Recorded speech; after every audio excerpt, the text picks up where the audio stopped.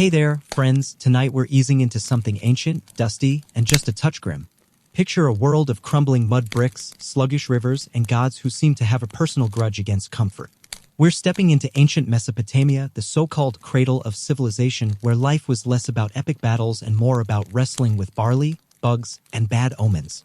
Forget the glossy stories of kings and ziggurats. The truth? You'd be lucky to survive a single day. So, before you get too cozy, hit that like button if you're feeling the vibe, and drop a comment telling me where you're tuning in from and what time it is. It's always wild to see who's joining us from around the globe. Now, dim the lights, maybe switch on a fan for that gentle hum, and let's drift into this ancient world together. Congratulations, you've just opened your eyes in 2000 BCE in the bustling city of Ur, nestled along the Euphrates River. The good news? You're breathing. The bad news? So are the scorpions crawling across your floor. Your bed is a woven reed mat, thin and prickly, laid out on packed earth that's still damp from last night's river mist. It smells like a mix of wet straw and the goat pen next door. No memory foam, no fluffy pillows, just a scratchy wool blanket that's seen too many sandstorms to be soft. It's heavy with grime, probably hasn't been washed since the last flood, and feels like it's hosting a small ecosystem of its own. You wake to the sound of a neighbor's donkey braying like it's auditioning for the end of the world, mixed with the faint clatter of clay pots from someone already up. Your home is a single-room mud brick hut, walls flaking from the last rain, no windows, just a low doorway letting in a haze of dust and heat. You share this charming space with your family, parents, siblings, maybe a cousin who never explains why he's still here, plus a couple of chickens and a swarm of ants that seem to have big plans. The air's a fragrant cocktail of sweat, stale beer, and something fishy you hope isn't rotting. Scented candles? Not invented. The best you've got is a clay lamp flickering with rancid sesame oil if you can afford it. You try to stretch, but your back creaks like a wooden cart on a rocky path. You're 20 years old, but in Mesopotamian terms, that's halfway to ancient. Your knees grind like millstones, your shoulders ache from yesterday's work, and your feet are already dusty before you even stand. The floor's uneven, cold, and slightly sticky from who knows what. Privacy? A fantasy.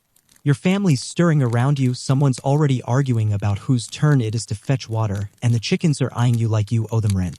Welcome to morning in ancient Mesopotamia, where you're never alone because bugs, relatives, and existential dread are always right there with you. And this is just the start. It's about to get rougher. You've managed to roll off your reed mat, dodging a stray chicken feather stuck to your arm. Now nature's calling, and it's not exactly whispering politely. Prepare to miss your modern bathroom, because here, there's no toilet, no sink, no soft toilet paper, not even a grumpy plunger in sight. Your bathroom is a shallow pit dug just outside the hut, shared with the whole neighborhood and already humming with flies. You squat, holding your breath, praying the wind doesn't shift and that no one's peeking, though someone always is. The smell is apocalyptic, a mix of human waste, animal droppings, and something you'd rather not identify. Once you're done, you toss the contents into a nearby ditch, which doubles as the street's drainage system. It's a sluggish, open sewer of sludge flowing barely toward the river. In you are, shouting, "Watch out," before dumping is optional and no one dodges fast enough anyway. If you're in a slightly fancier part of town, you might have a clay pipe leading to a cesspit under the house, but it's still a communal nightmare. Picture making awkward eye contact with your neighbor while you both try not to inhale. Toilet paper? Try a broken piece of pottery, sharp and cold, or a handful of dry straw if you're feeling gentle. On a good day, maybe a damp rag, but that's basically inviting disease. Hand washing's a luxury, water's too scarce, and soap's just a rumor. You wipe your hands on your kilt and hope for the best. If you're lucky enough to visit a temple or a rich man's house, you might find a stone-lined latrine, but it's still just a hole over a pit, and the stench could knock out a bull. Every trip to the bathroom is a public humiliation, a health risk, and a test of your willpower. One misstep on a muddy path and you're ankle-deep in humanity's leftovers. And you haven't even thought about breakfast yet. You've survived the pit, your dignity barely intact. Time for breakfast, right? Something warm, maybe a little comforting to kick off the day? Sorry, this is ancient Mesopotamia, comfort's not on the menu. Your morning meal is a wooden bowl of barley porridge, thick as glue and gray as despair, cooked over a smoky fire in a clay pot that's been used for days.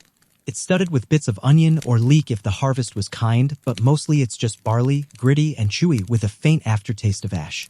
No eggs, no toast, no coffee to wake you up. Your side dish is a flatbread, a dense disc of barley flour baked on a hot clay oven. It's so hard it could double as a weapon, and tearing into it feels like a negotiation with your teeth. You're praying not to chip a molar because dental care's a distant dream. Want a drink? Water's a gamble. The Euphrates is full of silt, waste, and parasites, so you sip beer. Yes, beer at 6 a.m. It's not the crisp IPA you're imagining. It's thick, sour, and low in alcohol, brewed by your sister or wife to kill the germs. Kids drink it too, slurping it from clay cups. It's not a party, it's survival. Meat? Maybe once a month if a sheep keels over or a festival calls for it. Fish is more common, pulled from the river and dried until it's salty enough to make your eyes water. Fresh fruit? Dates or figs, but only when they're ripe, and half the time they're already crawling with ants. Spices? Those are for priests and kings, locked away like gold. Your porridge tastes like dust and determination, and you eat it squatting by the fire, swatting flies, and trying not to notice the grit grinding between your teeth. Breakfast doesn't energize you, it just happens, a reminder that you're still alive for now. And you're already itching, but we'll get to that next. You've choked down your porridge, your stomach grumbling in protest. Time to get dressed, or at least pretend you have options. Your wardrobe is one linen kilt, stiff with sweat, sand, and the ghosts of last week's fish stew. It's tied with a scratchy reed belt, and that's it. No underwear, no socks, no backup outfit.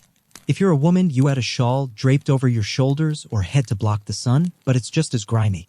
Clothes are hand-woven, lumpy, and dyed with whatever plants survived the drought. Think faded brown or a sickly yellow. Washing them's a chore. Haul water from the river, scrub with ash or clay, and hang them in the sun, which shows up maybe 3 days a month. Most days, your kilt's a canvas of stains, stiff as a board, and smells like a mix of sweat and the goat pen. Shoes? If you're lucky, reed sandals, flimsy and offering zero support. Most folks go barefoot, your feet calloused from dodging rocks, thorns, and the occasional scorpion. Lice are your roommates, nesting in your hair and the seams of your kilt. Everyone itches, farmers, scribes, even priests. No one blinks when you scratch your armpit with a stick mid-conversation. Your skin's a battleground of bites, burns, and dust. A rash? Tough luck. The local healer might chant over you, but there's no cream, no doctor, just a clay tablet with a spell that probably doesn't work. Dressed in your one itchy, smelly outfit, you're as ready as you'll ever be. But your mouth's a problem, and it's not just the taste of barley. Your teeth feel like they've been chewing gravel, but brushing them? Not a thing. Dental care in Mesopotamia is a mix of wishful thinking and neglect. Some folks chew sesame seeds or scrape their teeth with a reed stick, but most just live with the decay. By your 20s, your mouth's a disaster, cavities, chipped molars, gums that bleed when you chew that rock-hard bread. Toothaches are like the weather, always there, sometimes unbearable. If it gets bad, a barber might pull the tooth with a bronze tool, no numbing, just a swig of beer and a prayer to Gula, the healing goddess. Bad breath's universal, everyone smells like barley, fish, and regret.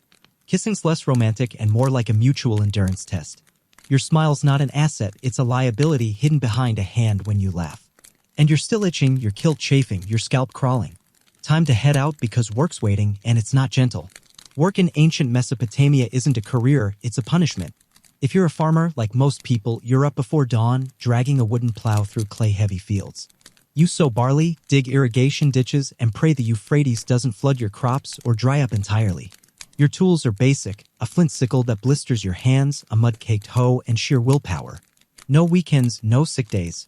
You work 6 days a week, stopping only for festivals or if a priest reads a bad omen in a sheep's liver. If you're a woman, you're grinding barley into flour, weaving reeds into baskets, or hauling water while keeping kids from falling into the fire. Kids work too, herding goats or collecting reeds by age 6. Not a farmer? Maybe you're a potter, shaping clay jars in a stifling workshop, or a weaver, hunched over a loom until your back screams.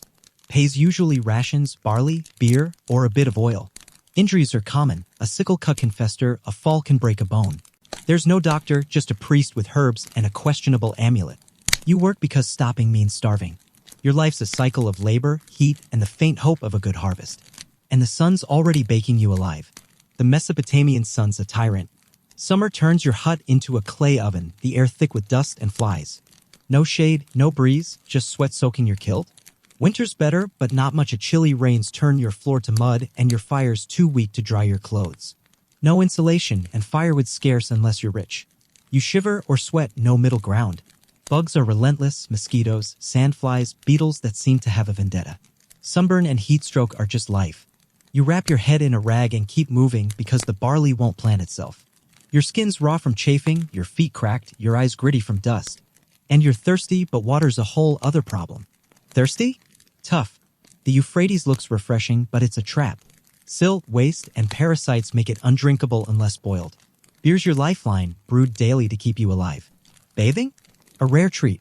You might splash river water on your face, but full baths are for priests or the elite. Most people carry a layer of dirt like armor. Bathing's not about health, it's a ritual for the gods, and you're not that holy. Water's for crops and beer, not your dusty face. One bad sip from the river and you're doubled over, praying for mercy. And if you're sick, well, that's another nightmare. Sick? Welcome to Mesopotamian medicine, where hope meets superstition. A fever means your humors are off, or maybe a demon's got you. Treatments range from garlic brews to priests chanting over clay tablets. Got a cough? Try honey and a prayer. Broken bone? A splint if you're lucky, but no painkillers. Wounds fester, infections kill, and priests blame your sins. A healer might rub oil on your chest or burn incense to scare off spirits. Desperate? You'll visit a temple where a priestess might read a sheep's entrails to diagnose you. Survival's a coin toss. Death's always lurking, and you're still expected to work through the fever. Dinner's no reward. It's more barley porridge, maybe with a fish head or some lentils if you're lucky. Food storage? A clay jar that rats raid nightly. Bread's stale, vegetables are scarce, spices are for the rich. You eat by firelight, swatting bugs, hoping the food doesn't turn on you. Poaching a duck from the marsh could get you flogged games for the king. Every bite's a risk, every meal a reminder that survival's fragile. Night falls and you'd think it's time to rest. Nope. The gods are watching, and so's the local priest. In Mesopotamia, religion's not optional, it's everything. Temples loom over Uar, ziggurats piercing the sky. You pray to an Enlil or an Anna, depending on the day. Miss a ritual and you're cursed. Skip an offering and the priest might accuse you of angering the gods. Tithing's mandatory, grain, beer, or your best goat. The gods own it all and the priests enforce it. Festivals sound fun, but they're exhausting. Long prayers, fasting, and public sacrifices where you're expected to cheer. Doubt the gods? Keep it to yourself. Blasphemy means exile or worse. You pray, you bow, you hope the gods don't notice your muddy kilt or your half-hearted offering. Sleep's your only escape, but even that's haunted by the scorpions and the fear of tomorrow. So that's your day in ancient Mesopotamia. You've woken in dust, squatted over a fly-infested pit, choked on barley, itched through your kilt, worked until your hands bled, and prayed to gods who demand your last crumb. This isn't the stuff of epic poems, it's the gritty, sweaty reality of life in Uar. And we're just getting started. There's more to this world, from kings who carved laws in stone to mysteries buried in clay. For now, rest easy, and we'll pick up the story another time. Hey folks, welcome back to our dusty journey through ancient Mesopotamia.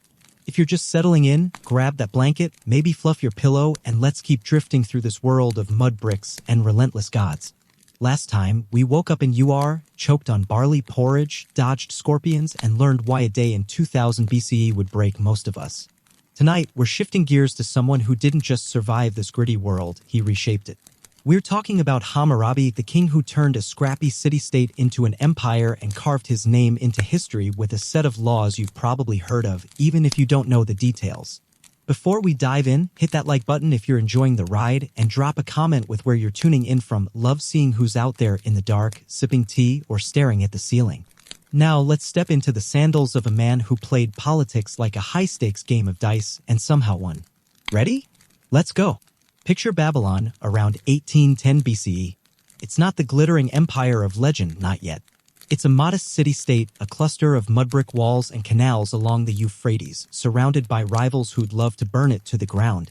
Into this tense, dusty world comes a boy named Hammurabi, born to Sinubalit, a king with big dreams but a small kingdom. Hammurabi, later known as Hammurabi, isn't raised in some golden palace.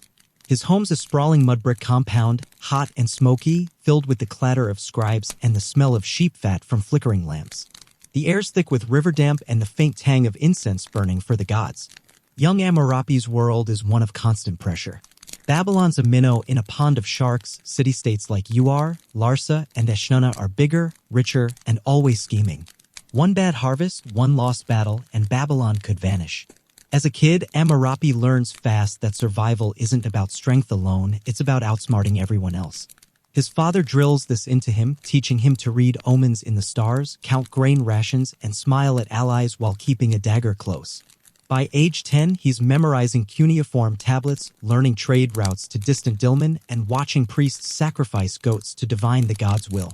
But Hammurabi's no ordinary prince. He's got a spark, a mind that sees patterns in chaos, a knack for turning enemies into friends, and a patience that'll serve him better than any sword. He's quiet, watchful, the kind of kid who listens more than he speaks, storing every word for later. When he takes the throne at 18, around 1792 BCE, no one expects much. Babylon's still a speck, and he's just a boy king in a kilt, facing a world that's ready to chew him up. They underestimate him. That's their first mistake. Hammurabi's early reign is a masterclass in not panicking. He inherits a kingdom one drought away from collapse, with neighbors like Elam and Assyria circling like jackals. His treasury? Barely enough for a few bronze spears. His army? A ragtag mix of farmers and mercenaries who'd rather be planting barley. Most kings would have swung hard, picking fights to prove themselves. Not Hammurabi. He plays the long game, and it's almost boring how smart he is. His first move is to rebuild Babylon's walls, not for war but to show stability. He digs canals to boost crops, ensuring his people don't starve.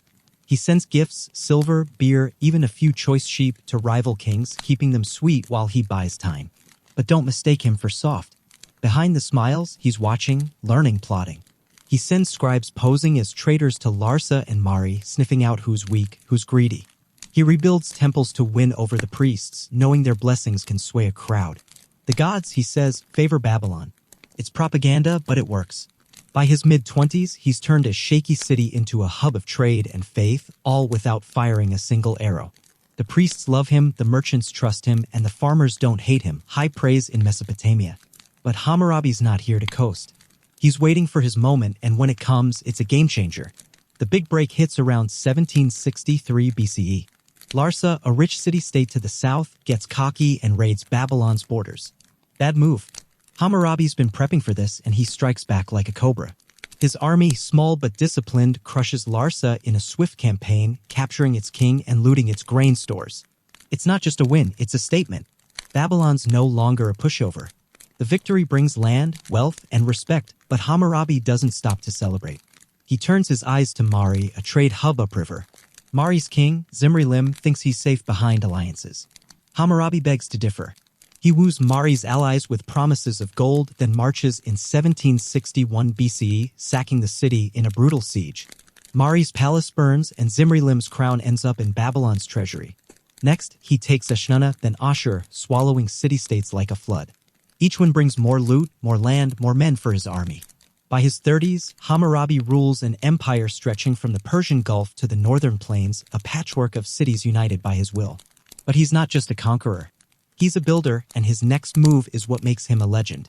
Around 1754 BCE, with his empire humming, Hammurabi decides it's time to leave a mark deeper than bricks or battles.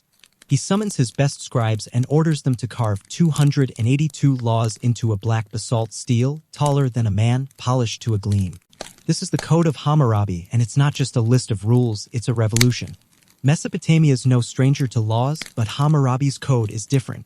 It's detailed, public, and carved in stone for all to see, from farmers to priests. An eye for an eye, it says, but it's more than revenge. It sets wages for laborers, fines for theft, even rules for divorce. If a builder's house collapses and kills someone, the builder's executed. If a surgeon botches an operation, he loses his hand. Harsh? Absolutely. But it's predictable, and in a world of bribes and feuds, that's power. The code covers everything: trade disputes, slave rights, even how much beer a tavern owes a customer. It's not equal. Nobles get lighter punishments, women and slaves get the short end, but it's fairer than chaos. Hammurabi's genius isn't the laws themselves, it's how he sells them. He claims they come from Shamash, the sun god, etched on the steel's top where the deity hands him the scroll.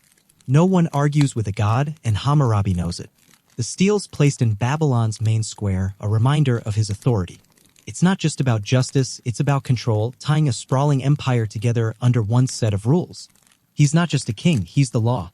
But Hammurabi's no saint, and his empire's not a paradise.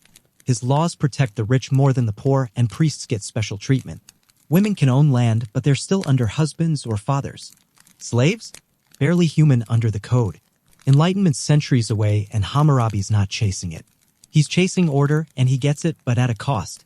His court's a snake pit of intrigue, nobles plot, priests scheme, allies waver. He trusts few, relies on scribes to track every grain and goat, and keeps enemies closer than friends. His personal life's a mystery. He has wives, concubines, kids by the dozen, but their names are lost. His palace is less a home and more a war room filled with clay tablets and whispered deals. By his 40s, he's revered, feared, but alone. His health's fading, some say from exhaustion, others from a festering wound from a campaign. He works harder as if he knows time's short. When he dies around 1750 BCE, Babylon's a powerhouse, its canals gleaming, its temples soaring. But empires are fragile. His sons inherit the throne, but they lack his spark.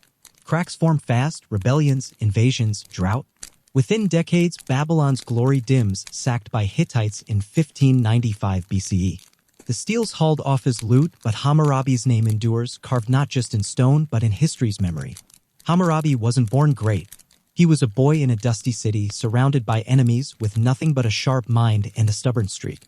He didn't conquer for glory, he conquered to survive, then built something bigger than himself. His code wasn't perfect, but it was a step, a flicker of order in a world of dust and blood. As you drift off tonight, picture that steel, standing tall in Babylon's square, its laws gleaming under torchlight. Hammurabi's gone, but his shadow lingers, just like the mysteries still buried in Mesopotamia's clay. We'll dig into one of those next time, a tomb, a woman, and a secret that's kept scholars guessing for centuries. For now, rest easy and we'll meet again soon. Hey there, sleepy travelers, welcome back to our dusty trek through ancient Mesopotamia. If you're just curling up, maybe with a cup of tea or that fan humming softly, you're in for a treat. Last time, we followed Hammurabi, the boy king who turned Babylon into an empire and carved his laws into stone, outsmarting rivals with a smile and a plan. Before that, we survived a day in UR, dodging flies, choking on barley, and learning why Mesopotamian life was a gritty fight. Tonight, we're diving into something quieter but no less gripping, a mystery buried in the clay, unearthed centuries later, that still keeps scholars up at night. Picture a hidden tomb, a shimmer of blue dust, and a woman whose story time forgot. Before we get lost in the sands, hit that like button if you're vibing with this and drop a comment telling me where you're tuning in from, maybe a rainy city or a desert town, and what time it is there. I love picturing our little global campfire. Now, settle deeper into your pillow, let the world fade, and let's uncover a secret from the cradle of civilization. It's 1899 and the sun's blazing over Nippur, a ruined city in what's now southern Iraq.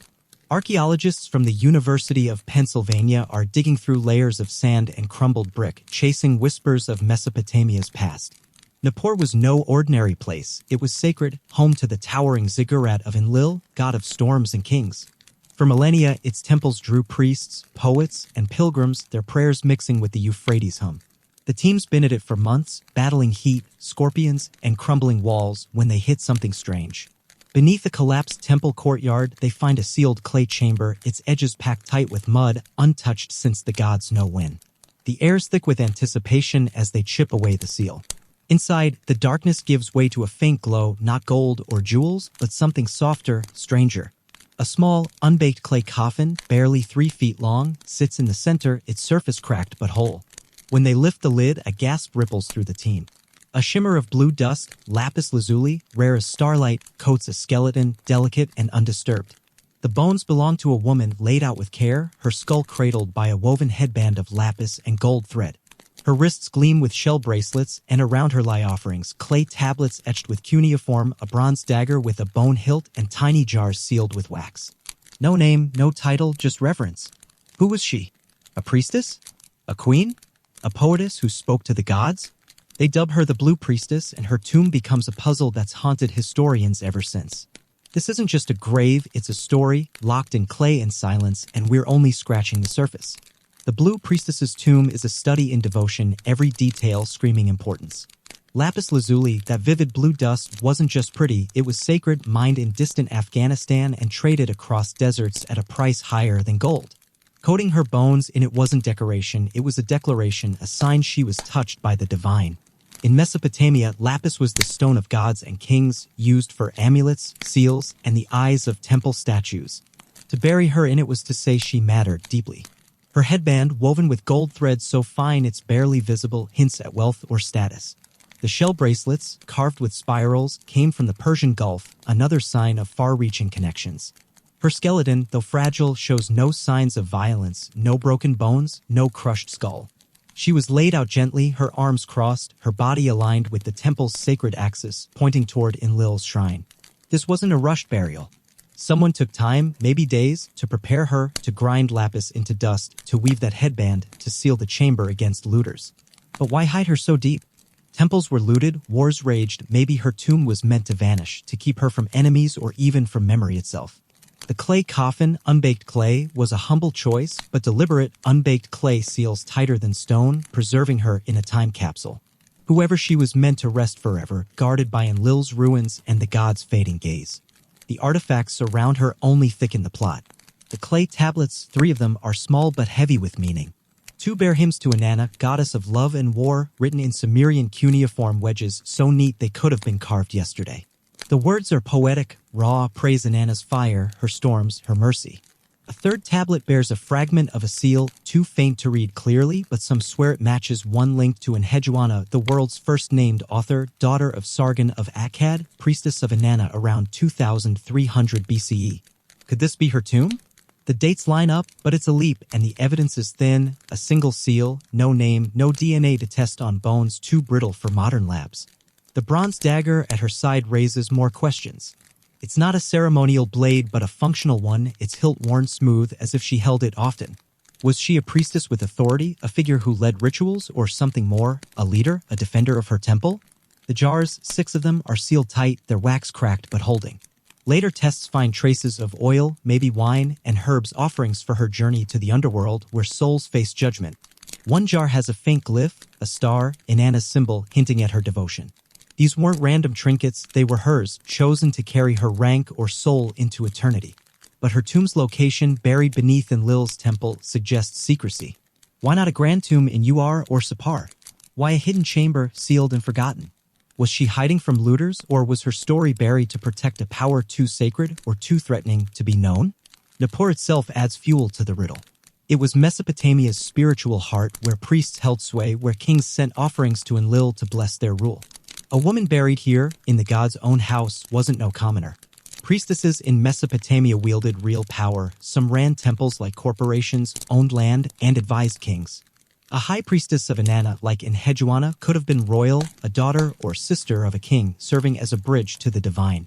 But the blue priestess's tomb feels personal, almost hushed. No grand inscriptions boast of her deeds, unlike royal graves. No statues guard her, no loot piled high to tempt robbers. Her burial is intimate, reverent, like someone wanted her remembered but not found. Some archaeologists guess she was a priestess caught in a power shift, maybe a coup or a rival cult's rise. Others think she was a queen or noblewoman buried secretly to protect her from enemies. A wilder theory? She was a poetess or mystic, her hymns so potent they threatened the priest's control, so they hid her away.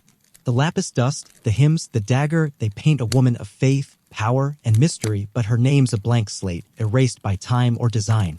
The blue priestess's story doesn't end in 1899. Her tomb's discovery sent ripples through academia, sparking debates that still simmer. The tablets were translated, revealing hymns that echo Enheduanna's style, vivid, personal, pleading with Inanna for strength. But no signature confirms it's her. The lapis dust was analyzed, its Afghan origins confirmed, proving Mesopotamia's trade reached farther than anyone thought. The dagger's bone hilt, carved with a lion, suggests a warrior spirit or a temple guard's gift. The jar's contents, oil, wine, myrrh, hint at a ritual burial, may be rushed under threat.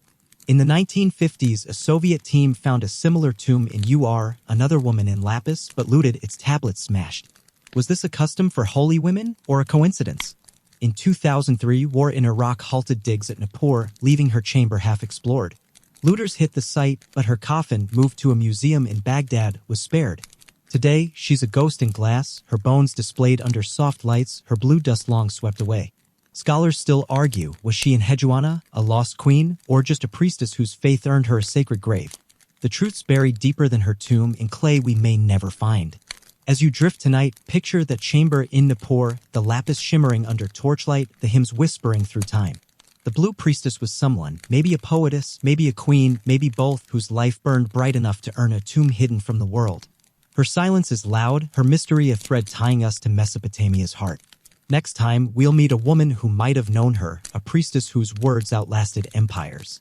For now, let the sand settle and sleep tight under softer skies than hers. Hey there, cozy listeners, welcome back to our journey through the dusty trails of ancient Mesopotamia. If you're just nestling into bed, maybe with a soft blanket or the hum of a fan, you're in for something special.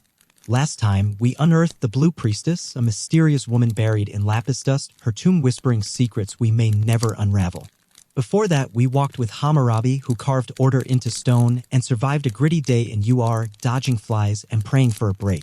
Tonight, we're meeting a woman who didn't just live in this world, she changed it with words. Her name's Enheduanna, the world's first known author, a priestess who wrote poetry so powerful it outlasted empires. Before we dive into her story, hit that like button if you're feeling the vibe, and drop a comment with where you're tuning in from, maybe a quiet suburb or a bustling city, and what time it is there. It's like we're all gathered around a campfire, sharing tales under the stars. Now, sink deeper into your pillow, let the modern world slip away, and let's step into the life of a woman who turned pain into eternity. Picture Akkad, around 2285 BCE. It's a city of ambition, mud brick walls rising along the Euphrates, buzzing with traders, scribes, and the clatter of bronze spears. This is the heart of the world's first empire, forged by Sargon, a king who united Sumer and Akkad through blood and cunning. Into this turbulent world comes Enheduanna, Sargon's daughter, born not to a life of luxury but to a role heavy with purpose. She's no pampered princess, her father's empire is young, stitched together from rival cities, always one rebellion away from collapse. As a child, Enheduanna's world is the palace, a sprawling compound of clay and reed, thick with the smell of incense and river damp. She grows up among scribes, learning to press cuneiform wedges into wet clay, memorizing hymns to gods who demand constant worship. Her father's court is a maze of politics, nobles scheme, priests whisper, and conquered cities grumble under Akkad's yoke. Enheduanna's not just a royal daughter, she's a tool, a bridge to bind this fractured empire. By her teens, Sargon names her high priestess of Inanna, goddess of love and war, in the city of Ur. It's not a cushy job. It's a mission, use her voice, her faith, to unite Sumerians and Akkadians under one goddess, one empire. She's barely 20, a young woman in a linen robe, stepping into a role that could make or break her father's legacy. The gods, the priests, and the people are watching. No pressure, right? Enheduanna's life as priestess is no serene ritual. Ur's Temple of Inanna is a powerhouse, a city within a city with lands, flocks, and scribes answering to her. She's not just praying, she's running a spiritual corporation, overseeing offerings, settling disputes, and advising kings. Her role's as political as it is holy. Sargon's empire depends on the gods' favor, and Enheduanna's job is to prove Inanna backs Akkad. She does this not with swords but with words, crafting hymns that blend Sumerian and Akkadian traditions, uniting rival cultures under Inanna's fiery gaze. Her poetry, etched in clay, is unlike anything before it, raw, personal, vivid. Her most famous work, The Exaltation of Inanna, isn't just a prayer, it's a cry from the heart. She writes of Inanna's storms, her mercy, her power to crush mountains. But it's not all divine flattery. Enheduanna weaves her own story into the lines, her voice breaking through the formalities of temple script. She's not just a priestess chanting for the gods, she's a poet claiming her place in a world that rarely let women speak. Her words are carved in cuneiform, sharp as the stylus, meant to last beyond her lifetime. And they do, copied by scribes for centuries, a woman's voice echoing through the dust of time. But Enheduanna's life isn't a smooth hymn. Her father's empire is a house of clay, strong but fragile. Rebellions flare, cities like Uruk and Lagash chafe under Akkadian rule. Enheduanna, as Inanna's priestess, is a target, a symbol of Sargon's grip. Around 2270 BCE, trouble hits hard. A rebel leader, maybe a local prince or a rival priest, storms Ur's temple, ousting her in a coup. Exiled, she's stripped of her title, her robes, her place. Her hymns turn dark, raw with pain. In the exaltation, she writes of her despair, her humiliation, her plea for Inanna to restore her. My heart was torn, she says, her words etched in clay like wounds. She's not just a poetess, she's a survivor, bearing her soul in a world that demands women stay silent. Exile could have broken her, but Enheduanna fights back, not with spears but with her stylus. She writes, she prays, she waits. And somehow she wins. Sargon, or maybe his successor, Rimish, crushes the rebellion and Enheduanna returns to Ur, her title restored. She's not the same. Her hymns grow fiercer, her faith deeper. She's seen the edge of oblivion and come back, her words sharper for it. Enheduanna's role isn't just spiritual, she's a political genius, though history rarely calls her that. Her hymns do more than praise Inanna, they rewrite the gods themselves. She elevates Inanna above other deities, making her the queen of heaven, a move that mirrors Sargon's unification of cities. Her poetry's propaganda, subtle but ironclad, blending Sumerian and Akkadian myths to forge a shared identity. Temples across the empire copy her hymns, priests chant them, scribes teach them to students. She's not just writing for herself, she's shaping a culture, gluing a fractious empire together with clay and ink. Her work's practical, too. As priestess, she oversees temple records, tracks grain, and settles feuds over land or goats. She's a diplomat, soothing angry nobles, and a judge, deciding who owes whom a barrel of beer. Her life's a balancing act, priestess, poet, politician, all in a linen robe under the gods' unblinking stare. And she's good at it, so good her name survives when most women's don't. Her personal life? That's murkier, like the Euphrates after a storm. Was she married? Maybe, but priestesses often stayed single, wedded to the gods. Did she have children? No record says so, but some think she fostered temple wards, training young girls in cuneiform and faith. Her relationships are shadows. Sargon, her father, looms large, but we don't know if they were close. Her brothers, Rimish and Manishtushu, ruled after Sargon, and she likely served their courts, navigating their wars and egos. Her temple was her family, her scribes her confidants. Loneliness? Probably. Her hymns hint at isolation, a woman standing apart, her voice her only bridge to the world. She wasn't untouchable, though. She faced illness, maybe fever, common in Sumer's marshes, or injury, her hands cramped from endless writing. By her 50s, around 2250 BCE, her health likely faded, her eyes dim from years of torchlight and clay. When she died, her burial's a mystery. Was she the Blue Priestess, laid in Nippur's lapis dust? The dates align, but no tablet confirms it. Her grave could be lost, a simple pit in Ur, or hidden in a temple, sealed from looters. Her body's gone, but her words aren't. Scribes copied her hymns for centuries, her name carved in clay when most were forgotten. Enheduanna's legacy isn't just poetry, it's defiance. She was a woman in a man's world, a priestess in a war-torn empire, a poet who claimed her name when history erased most. Her hymns, like the Exaltation and Inanna and Abi, are raw, human, alive. They speak of faith, pain, triumph in a voice that feels like yours or mine. She wasn't perfect, her work served her father's empire, propping up a regime built on conquest. But she was real, a woman who turned exile into art, silence into song. Her tablets, some still in museums, are scratched with her soul, proof she existed, felt, fought. As you drift off, picture her in Ur's temple, stylus in hand, torchlight flickering, writing words that would outlive her by millennia. She's gone, but her voice lingers, a thread tying us to Mesopotamia's heart. Next time, we'll wrap this journey reflecting on the grit and grace of this ancient world. For now, let the clay settle and sleep under kinder stars than hers.